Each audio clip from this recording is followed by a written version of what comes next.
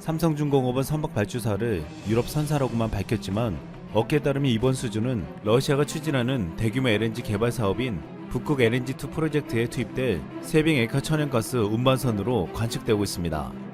현재 러시아는 시베리아 기단반도 인근에서 LNG를 생산하기 위해 대형 가스전 프로젝트를 추진 중에 있습니다. 앞서 지난달 12일 대우조선해양도 러시아 북극 프로젝트에 투입될 세빙 LNG 운반선 6척에 대한 2조 274억 원 규모의 건조 계약을 체결한 바 있습니다.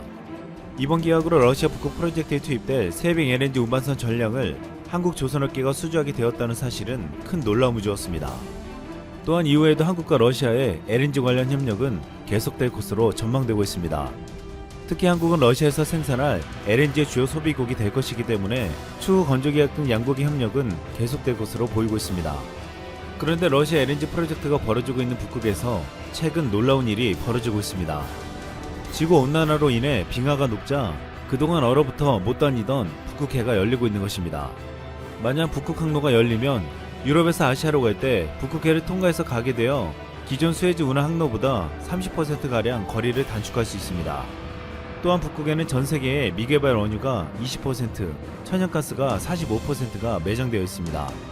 또한 철강, 니켈, 구리 등 천연자원도 매장되어 있고 불타는 얼음이라 불리는 미래 에너지 자원인 가스 하이드레이트도 적잖게 묻혀 있습니다.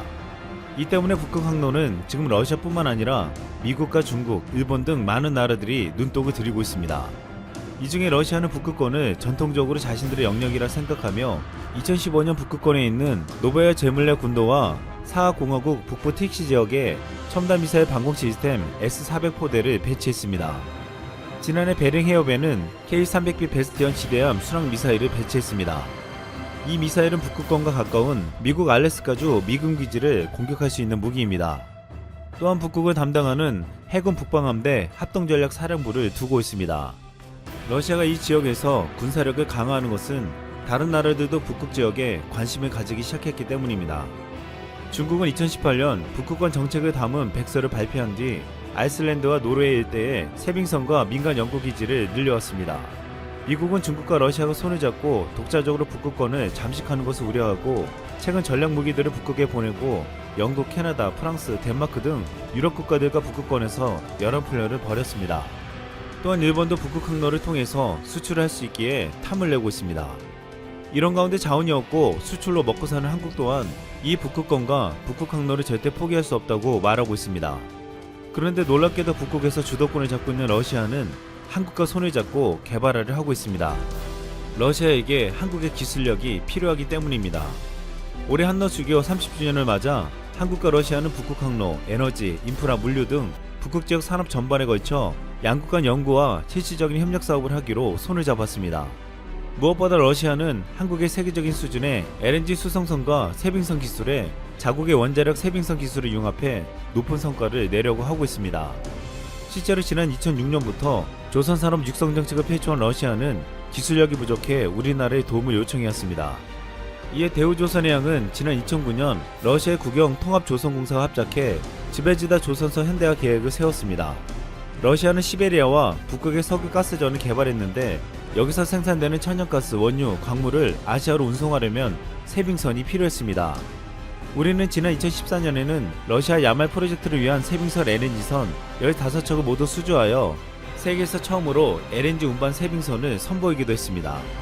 이같이 한국의 대우조선해양, 삼성중공업, 현대중공업은 북극을 운항할 수 있는 세빙선 건조 기술을 가지고 있기에 러시아는 한국 조선사의 수주 물량을 늘리고 있습니다. 러시아는 이처럼 세빙선을 대거 보유해 북극 항로에서 우위를 차지하려고 하는데 이를 이루려면 한국 조선사들의 도움이 필수적이었습니다. 전문가들은 앞으로 15년 후에는 북극의 빙하가 다 녹을 수 있다고 전망하며 그렇게 되면 북극 항로는 세계 물류혁명을 일으킬 것이라고 말하고 있습니다. 이 때문에 북극해 항로 주도권을 잡기 위한 경쟁이 전쟁으로 불릴 만큼 치열해질 것으로 보고 있습니다. 또한 한국과 러시아는 태양광과 풍력으로 생산한 수소에너지로 운영되는 친환경 북극기지 스노우플레이크 건설과 관련해 협력 방안을 검토하고 있습니다. 러시아는 기지 건설과 관련해 신재생 에너지와 그린 수소 생산 분야 등에서 한국과 협력을 희망했으며 양측은 추후 구체적인 사업 계획을 토대로 협력 방안을 검토하기로 했습니다. 외교부는 이 사업에 참여할 경우 한러 과학기술 협력을 제고하고 북극의 친환경 지속가능 발전에 기여하는 국가로서 북극 이사회에 우리의 입지를 강화할 수 있을 것으로 기대된다고 밝혔습니다. 또한 북극 항로와 연관된 우드 펠릿 사업의 가능성도 러시아와 논의되고 있습니다. 우드 펠릿이란 나무를 톱밥처럼 작게 분쇄한 뒤 건조 압축해서 만든 바이오 연료를 말합니다. 우드 펠릿은 압축 과정에서 에너지 밀도와 저장 능력이 향상돼 에너지 효율성이 높습니다. 국내 보일러 등유와 비교할 때 난방비를 40% 정도 절감할 수 있어 매우 경제적입니다. 국내 산림자원 개발업체 세원마르스는 친환경 연료인 우드 펠릿의 수요가 증가하면서 북극 항로가 열리면 러시아의 질 좋고 풍부한 목재 자원을 확보할 수 있을 것으로 보고 있습니다. 한국은 95% 이상의 우드 펠릿을 수입하고 있는데 이 가운데 85%는 동남아시아, 특히 베트남으로부터 주로 수입하고 있습니다. 러시아는 2001년 처음으로 우드 펠릿 생산을 시작했으나 이후 생산 설비가 급증하여 생산 능력은 이미 연간 200만 톤으로 동남아를 능가한 것으로 파악되고 있습니다. 세원마르스는 베트남산 우드 펠릿을 러시아산으로 대체할 수 있을 것으로 보고 있는데 문제는 물류 수송비에 따른 가격이었습니다. 베트남에서 수입되는 우드 펠릿은 컨테이너당 150달러이지만 러시아산은 170달러로 가격 차이가 컸습니다. 전문가들은 이 극동적 우드 펠릿 사업을 북극 항로와 연계시킨다면 물류 비용을 줄일 수 있어 그 잠재적 가능성을 극대화시킬 수 있을 것으로 보고 있습니다. 내륙의 산림자원을 활용한 우드 펠릿 사업이야말로 이 부분적인 북극 항로 활성화를 통한 북극 항로 연계 비즈니스 모델로 적합하다고 말하고 있습니다. 만약 이 사업이 성공한다면 우리는 베트남에게 의존하던 우드 펠릿을 더 싸고 질이 좋은 러시아산 우드 펠릿으로 수입하게 될 수 있을 전망입니다. 러시아에서는 최근 기존의 전기나 가스 보일러를 제외한 펠릿을 이용한 펠릿 보일러나 태양열을 이용한 태양열 보일러도 인기를 끌고 있습니다. 그런데 놀랍게도 러시아에서 가장 인기 있는 보일러는 한국 보일러입니다. 경동나비에는 전통적으로 유럽 브랜드가 강세했던 러시아 보일러 시장에서 압도적인 시장 점유율 1위로 한국 난방 기술을 전파하고 있습니다. 러시아 관계자는 경동나비엔이 러시아 국민 브랜드가 된 이유를 합리적인 가격을 가지고 있고 기능도 유럽산 고가 보일러를 능가한다고 했습니다. 특히 빠른 온수 공급 능력은 러시아인들의 마음을 사로잡았다고 했습니다. 전기 공급 시설이 취약한 러시아에서는 전기 사용량이 늘어나면 전압이 떨어지는 현상이 발생하곤 하는데 경동나비엔은 이를 감안해 낮은 전압에서도 정상적으로 보일러가 가동될 수 있도록 만들어 소비자의 불편을 해소시켜 주었습니다. 경동나비엔은 러시아에서 K보일러의 위력을 실감하게 해주었습니다. 앞으로 한국의 정부와 기업들은 이처럼 러시아에 진출하고 협력하여 새로운 북방 정책을 실현시켜 나갈 예정입니다. 중국 공산당이 위조 달러 대량 생산을 준비하고 있다는 주장이 제기됐다. 중공 바이러스가 확산하고 있는 가운데 미국을 상대로 생물학전에 이은 두 번째 통화전을 벌이려 한다는 것이다. 유튜버 마라쿵제는 내부 소식통을 인용해 중공이 20조 달러 규모의 위조 달러를 발행, 세계 시장에 유통시키려 한다고 했다. 이에 따르면 중공은 바이러스 확산을 서방 국가에 대항한 제3차 세계대전으로 인식한다. 첫 번째 전장이 생물학전이었다면 두 번째는 통화시장이다. 마라쿵제는 전황이 급박해지면서 중공의 수단은 악랄해지고 있다. 미국은 2조 2천억 달러의 경기 부양책을 내놨다. 이는 중공이 지난 2월 짜놓은 알고리즘에서 예측했던 바다. 이번에는 중공의 국가대표팀이 나선다. 10배 규모 자금을 시장이 푸는 것이라고 했다. 그는 중국 화폐 제조공장 직원을 인용해 중공 국가대표팀이 찍어낸 위조 달러는 위태감별 기로도 감별이 불가능하다고 했다. 중공은 위조 달러로 달러 고갈에 따른 외환 위기에 급한 불을 끄고 다음으로는 중앙은행인 인민은행을 통해 글로벌 시장으로 유포시켜 세계 경제를 교란하려 한다는 것이다. 화폐 공장들, 외국 지폐 위탁 제조. 중국에서는 국유기업 중국인 조조배중공사 산하 여러 공장에서 지폐를 생산하고 있다. 이들 공장에서 생산하는 지폐에는 중국 화폐인 인민폐만이 아니다. 화폐 제조는 위조를 막기 위한 다양한 기술들이 동원된다. 이러한 비용을 절감하기 위해 인도, 브라질, 폴란드, 네팔, 태국 등 여러 국가들이 중국 공장에 화폐를 위탁 생산하고 있는 것으로 알려졌다. 이러한 제조기술이 위조 지폐 생산에도 그대로 이용될 가능성을 배제하기 어렵다. 위조 달러는 제작은 크게 두 가지로 나뉜다.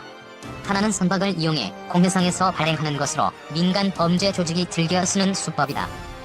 다른 하나는 정부 차원에서 전문 인력과 자금을 동원한 조직적 발행이다. 마라쿵제는 이런 의미에서 중공의 달러 외환 보유고는 사실상 가짜라고 지적했다. 위조 달러로 얼마든지 메꿀 수 있기 때문이다. 달러화는 기축통화의 하나로 가장 널리 쓰이는 결제통화다. 마라큼제는 중공은 감별이 불가능한 위조 달러로 전 세계의 물자를 대량으로 구매할 것이다. 이렇게 유포된 위조 달러가 세계 각국에 얼마나 유통될지 알 수 없다고 우려했다. 이어 미국이 막지 않으면 유럽 국가들은 당할 것이라며 세계 경제가 50년은 후퇴하게 될 수도 있다고 주장했다. 중국 지폐 공장 린넨 대량 수입 북한 기술자들도 목격. 중공이 위조 달러를 대량 발행하려 한다는 제보는 다른 경로를 통해서도 나왔다. 중국이 최근 캐나다에서 대량의 말을 수입했고 지폐 제조 인력을 한 곳으로 집중시키고 있다는 것이다. 한 소식통은 장쑤성 군산의 지폐 제조 공장 직원을 인용해 해당 공장이 캐나다에서 대량의 린넨을 수입했다고 전했다. 린넨은 달러 지폐 주재료다. 달러 지폐는 75%의 면화와 25%의 린넨으로 만들어진다. 소식통은 또한 중국 최대 지폐 제조 공장이 있는 허베이성 바오딩에서 전문 인력들이 군산으로 파견됐다고 했다. 그는 바오딩에서 군산으로 파견된 인력들은 중국어를 하지 않았다. 조선인 같았다. 또한 달러화 제조 전문가들이었다. 중공이 가짜 달러화를 대량으로 찍어내는 것이 아닌지 의심된다는 군산 지폐 공장 직원의 말을 전했다. 북한은 위조 지폐 제조 기술로 널리 알려졌다. 핵심은 노동당 39호 판공실이다. 39호 판공실은 북한 김씨 일가의 통치 자금을 관리하는 기구로 1970년대에 설립됐다. 전 세계의 거래망을 두고 있으며 세계 최고 수준의 슈퍼노트 제작 기술을 보유한 것으로 알려졌다. 만약 파견된 인력들이 북한 사람처럼 보인다는 군산 지폐 제조 공장 직원의 말이 사실이라면 39호 판공실과 관련성이 의심된다. 중공은 이미 위조 지폐를 대량 유통시켜 상대방의 경제를 무너뜨리고 물자를 사재기 한 전례가 있다. 마라큼제는 다수의 서방 국가는 중공의 사악한 본질을 모른 채 공식 발표만 믿고 있다가 중공 바이러스로부터 자신을 보호할 기회를 놓쳤다고 지적했다. 중공의 위조 지폐 발행은 사실로 확인되지는 않았다. 한편 몇몇 중화권 네티즌은 만약의 사태에 대비할 수 있도록 이 뉴스를 영어로 번역해 미국 트럼프 대통령에게 알려야 한다는 반응을 보였다.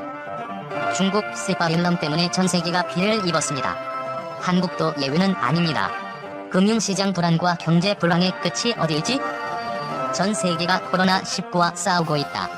거의 모든 나라가 사실상 전시체제를 선포하고 있다. 이번 사태의 전원지였던 중국은 우한을 통째로 봉쇄하는가 하면 뒤늦게 감염자가 속출한 미국과 유럽에서는 정부와 중앙은행을 통해 비상자금을 사실상 무제한으로 풀고 있다.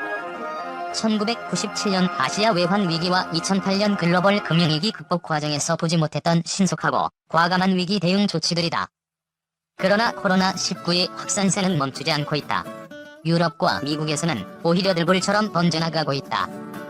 주요국이 연일 전례 없던 재정과 금융대책을 쏟아내고 있지만 금융시장 불안과 경제 불황의 끝이 어디일지 가늠하기 어렵다. 하지만 코로나 사태가 3개월여 지나가면서 어느 나라가 잘 버티고 있는지 어느 나라가 더 힘들어하는지가 조금씩 판가름나고 있다. 이런 차이를 만들어낸 핵심 조건은 크게 5가지로 추려낼 수 있을 것으로 보인다. 첫째와 둘째는 재정과 금융이다. 코로나 사태가 악화하자 가장 먼저 발작한 곳은 금융시장이었다. 2008년 글로벌 금융위기 이후 10년 넘게 호황을 구가한 미국 증권시장은 코로나 사태의 직격탄을 맞으면서 연초 최고점 대비 최대 30% 폭락하기도 했다. 미국 정부는 즉각 재정과 금융을 동원해 시장 불안 해소에 나섰다. 연방준비제도는 더 낮출 여지가 없는데도 불과 보름 사이에 2차례에 걸쳐 금리를 1.25%포인트나 낮추는 비컷을 단행했다. 그래도 금융시장의 불안이 계속되자 2조 달러의 재정을 투입하기로 하더니 또다시 2조 달러 추가가 논의되고 있다. 개인 소득 9만 9천 달러 미만 소득자에게 최대 1200달러까지 차등 지급하는 긴급 지원금도 마련했다. 복지 포퓰리즘으로 위험 증폭. 미국의 이런 움직임에 세계 각국에서도 재정과 금융 공급을 최대한 확대하고 나섰다. 문제는 이 과정에서 드러났다. 이탈리아가 대표적인 경우다. 이탈리아는 유럽에서 가장 먼저 팬데믹에 빠지면서 비상이 걸렸다.